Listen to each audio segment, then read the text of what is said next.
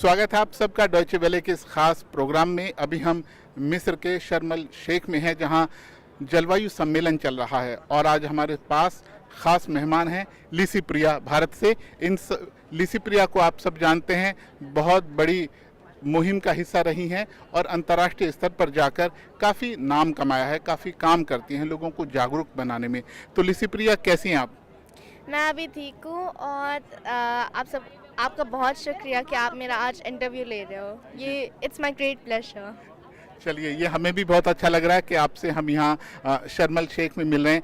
आपको कैसा लग रहा है जो जलवायु, जो क्लाइमेट चेंज की जब भी बात करते हैं हम, और इससे निपटने के बारे में, इसको डील करने के बारे में जब भी हम बात करते हैं, तो यंग लोगों की बहुत इम्पोर्टेंट रोल है इसमें। तो आप कैसे देखते हैं इस रोल को? एक्चुअली अगर यंग जनरेशन की बात हो रही है, अगर क्लाइमेट एक्टिविस्ट की बात हो रही है, हमारी वॉइस बहुत इम्पॉर्टेंट है। अगर हमारी वॉइस नहीं रहेगी इस दुनिया में तो कुछ भी नहीं हो पाएगा। The world will be destroyed soon और हमारा धरती जैसे वो ख़त्म हो जाएगा। और अगर आप देख सकते हो, मैं यहाँ पे आई हूँ जिससे हमारे लीडर्स, वर्ल्ड लीडर्स को मैं बोल सकूँ, जिससे वो क्लाइमेट जस्टिस दे to the millions of poor vulnerable people जो क्लाइमेट विक्टिम्स हैं। और मैं चाहती हूँ कि वो क्लाइमेट एजुकेशन एक मैंडेटरी सब्जेक्ट बनाए हमारे स्कूल एजुकेशन करिकुलम से, जिससे हम अपने क्लाइमेट क्राइसिस को हम फाइट कर सके बहुत यंग एज से, ग्रास रूट से।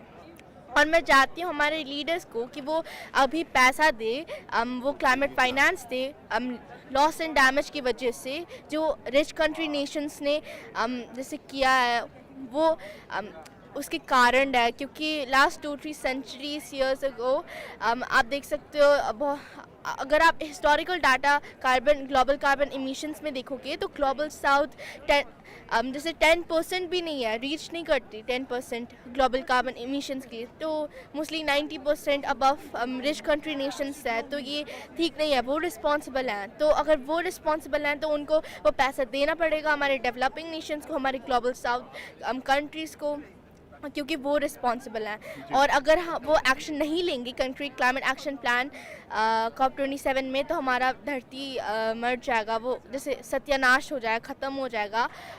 और COP28 में हम चाहते हैं कि वो एक country climate action progress summit करे, जिससे हम अपनी धरती को हम सेव कर सकते हैं।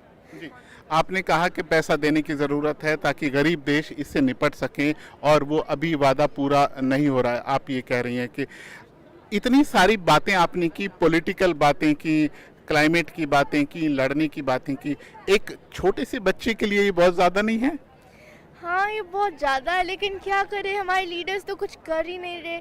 अगर वो करेंगे नहीं तो हम चुपचाप नहीं रह सकते। We can't be quiet, we can't be silent. और अगर वो ऐसे करते रहेंगे तो हमारा धरती ख़त्म हो जाएगा। और मैं अपने लिए नहीं बोल रही, मैं उन बच्चों के लिए बोल रही हूँ, मैं उन लोगों के लिए बोल रही हूँ, मैं उन सब के लिए बोल रही हूँ जो जैसे सफ़र कर रहे हैं ये सब एनवायरमेंटल इश्यूज़ के साथ, वो सब क्लाइमेट क्राइसिस के साथ। और ये बहुत सारे नेशंस के साथ हो रहा है, बहुत सारे आइलैंड कंट्रीज़ के साथ हो रहा है, बहुत सारे कंट्री।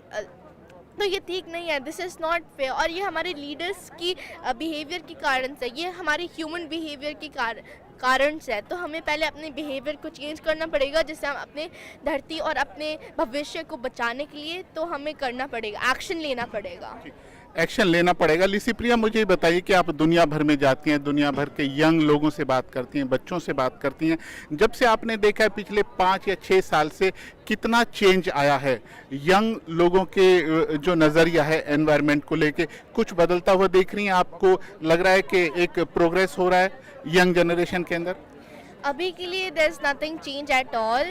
अगर आप देख सकते हो, हमारे लीडर्स बस अच्छे ब्यूटीफुल स्पीचेस बोल रहे हैं, लेकिन वो तो कुछ कर ही नहीं रहे। और वो बस जैसे एक दूसरे के ऊपर ब्लेम करते जा रहे। और ये ठीक नहीं है, ये सल्यूशन नहीं है।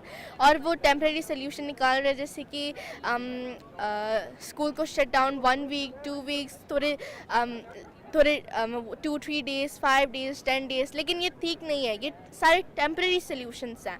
But we don't want any temporary solution, what we want is permanent solution to save our planet and our future. So अगर हमारे लीडर्स जैसे यूनाइट बन के उनको एक इमरजेंसी मीटिंग करना पड़ेगा एक दूसरे के साथ, और उनको एक डिस्कशन करना पड़ेगा, बहुत इम्पॉर्टेंट, बहुत ज़रूरी वाली, और उनको डिस्कस करना पड़ेगा वो सॉल्यूशंस के साथ, फिर एक्शन लेने के लिए डिस्कस करना पड़ेगा, तभी हमारी धरती ये बच जाएगा।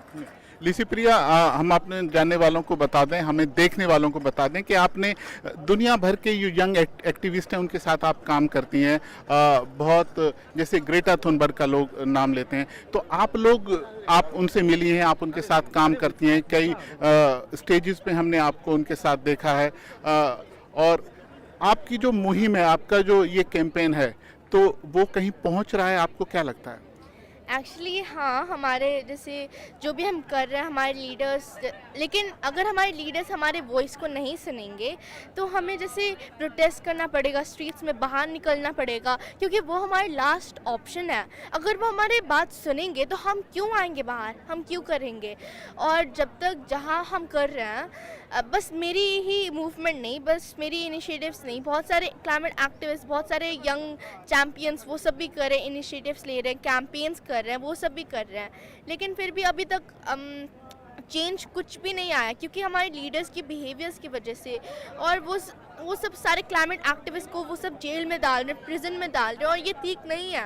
हम कुछ भी वायलेंस नहीं कर रहे, हम बस बोलना चाहते हैं कि हमारी वॉइस बहुत जैसे इम्पॉर्टेंट है, आप सबको, लीडर्स को हमारे वॉइस सुनना चाहिए। और आप देख सकते हो मेरी कंट्री इंडिया, वो बहुत सारे इन्वायरमेंटल इश्यूज फेस कर रहे हैं, जैसे कि floods, droughts, heat wave, cyclones, locus, air pollution etcetera, और वो भी साथ ही एक टाइम में वो फेस कर रहे हैं, और ये ठीक नहीं है। और बहुत सारे इंडिजिनस पीपल वो उनके फॉरेस्ट और लैंड राइट्स जैसे लूज़ कर रहे हैं, वो बहुत सारे deforestation, because of deforestation and many mining activities, और ये अनएक्सेप्टेबल है एट एनी कॉस्ट। डिफॉरेस्टेशन एक इंटरनेशनल क्राइम होना चाहिए, तो हमारे लीडर्स को एक कंट्री क्लाइमेट एक्शन लेना पड़ेगा। हमारे COP27 जो हमारे सामने चल रहा है, तो हमारा धरती पूरा तबाह हो जाएगा, और हम सब नहीं चाहते कि ये हो। आपने सारी सिचुएशन बताई कि कितना मुश्किल है, और जो कदम उठाने की ज़रूरत है वो अभी नहीं उठाए जा रहे हैं, तो आपको लगता है ये लड़ाई लंबी चलेगी, बहुत ताकत की ज़रूरत होगी, इस धरती को बचाने की जो लड़ाई है उसके लिए तैयार हैं आप? यंग जनरेशन तैयार है? मैं पहले से ही तैयार थी, और मैं अभी भी हूँ। सारे क्लाइमेट एक्टिविस्ट हैं, हम जंग अभी लड़ रहे हैं, और पहले भी लड़ रहे हैं, अभी भी लड़ रहे हैं, और दूसरे जनरेशन्स में भी हम लड़ेंगे, फ्यूचर जनरेशन्स में भी लड़ेंगे, अगर हमारे लीडर्स हमारे बात नहीं सुनेंगे। बस लीडर्स ही नहीं, सारे लोगों को हमें कोलैबोरेट करना पड़ेगा, फिर हमें एक्शन लेना पड़ेगा, क्योंकि हम सब बस थाउजेंड्स पीपल नहीं, बस मैं अकेली नहीं, मेरे बस सारे फ्रेंड्स नहीं, मेरे क्लाइमेट एक्टिविस्ट फ्रेंड्स नहीं, लेकिन सारे लोगों को, हमारे लीडर्स को साथ मिलकर कोलैबोरेट होके, यूनाइट होके करना पड़ेगा, क्योंकि हम सब अगर एक साथ में नहीं करेंगे, बस ब्लेम करते जाएंगे, तो कुछ भी नहीं हो पाएगा। तो हम सबको साथ में मिलकर काम करना पड़ेगा। साथ में मिलकर काम करना पड़ेगा, क्योंकि धरती सबकी है, ये पर्यावरण सबका है, और इसे बचाने की जिम्मेदारी हम सब पर आती है। लिसी प्रिया, आपका बहुत बहुत शुक्रिया, आपने हमसे बात की, बहुत धन्यवाद आपका। धन्यवाद। और हमें देखने वाले सभी दर्शकों का धन्यवाद। आपसे होगी जल्द फिर मुलाकात। नमस्कार।